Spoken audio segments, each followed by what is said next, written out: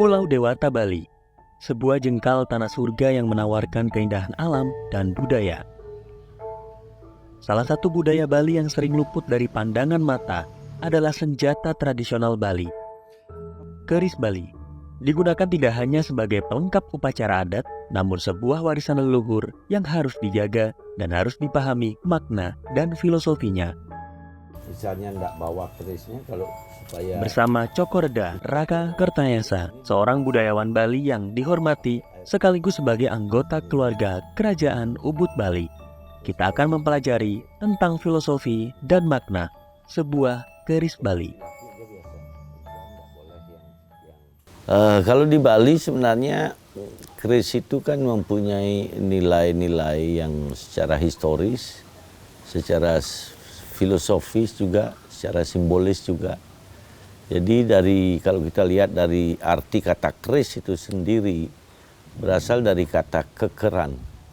Jadi kata keris itu dari kekeran yang dibiasakan dengan kata keris yang arti maknanya itu sebagai pelindung dia. Keker itu menjaga dia itu.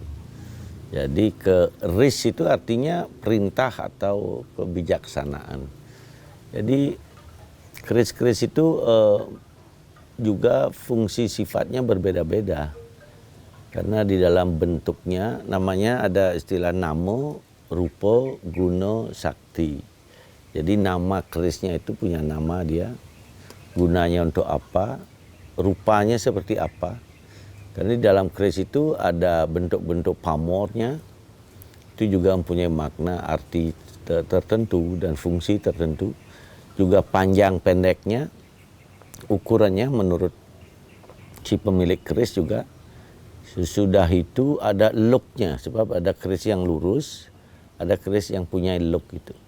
Nah semua itu juga merupakan simbol-simbol yang punya makna filosofis dan juga sesuai dengan fungsinya. Nah bila mana keris itu sifatnya masih sebagai dekorasi, jadi secara spiritualnya belum disucikan artinya itu. Jadi dia tidak dikeramatkan. Jadi keris-keris yang dikeramatkan itu adalah keris yang mempunyai nilai spiritual yang tinggi dan melalui proses ritual. Ya sebenarnya kalau keris Semar itu di Bali pada umumnya itu kan juga pengaruh Majapahit sebenarnya ya. Semar kalau di Bali Tualen itu ya. Sebenarnya untuk agar di saat-saat kita membuat keputusan itu dengan kebijaksanaan.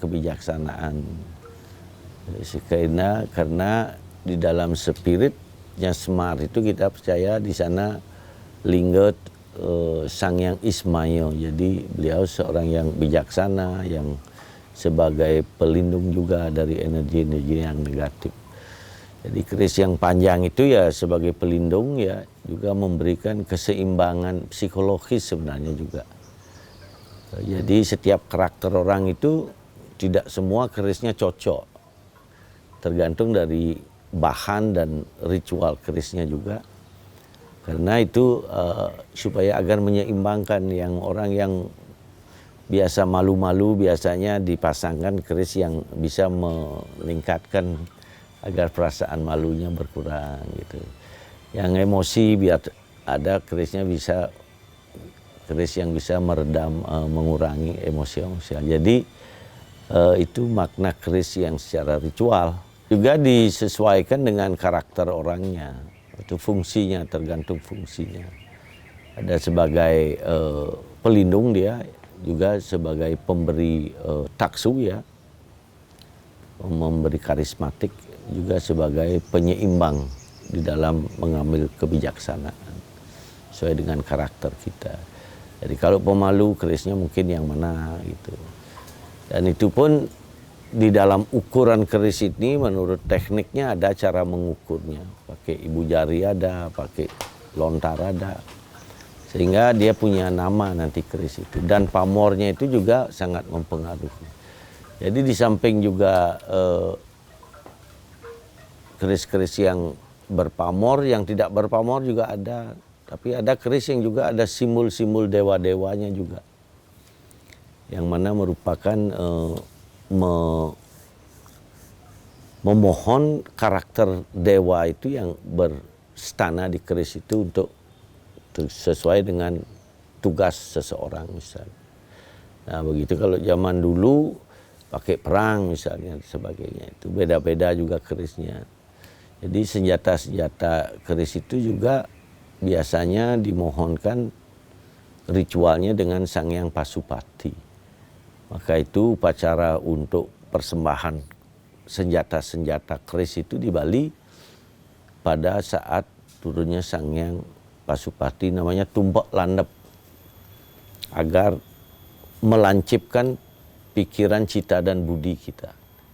Sangat penting secara historis, karena itu merupakan sebuah bakti kepada leluhur sebagai warisan beliau. Kedua juga kepada Tuhan Yang Maha Esa, sebab itu bahan-bahan elemennya itu adalah pemberian Tuhan. Dan tentu juga merupakan sebuah kebanggaan juga untuk kita bisa mewarisi yang telah yang telah leluhur kita perjuangkan masa lalu.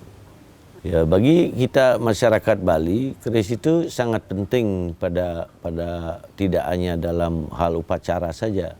Saat nikah keris dimanfaatkan karena keris yang lurus itu juga sebagai simbol purusa laki-laki. Itu dipakai saat nikah. Misalnya keris untuk penjaga-penjaga pecalang dipakai juga. Juga kalau tidak pada saat performance kegiatan, keris itu dipunut saja, dipegang saja, turun saja ke desa-desa. Jadi bahkan di daerah-daerah lain keris itu bisa diunus untuk mengusir tikus misalnya di pertanian.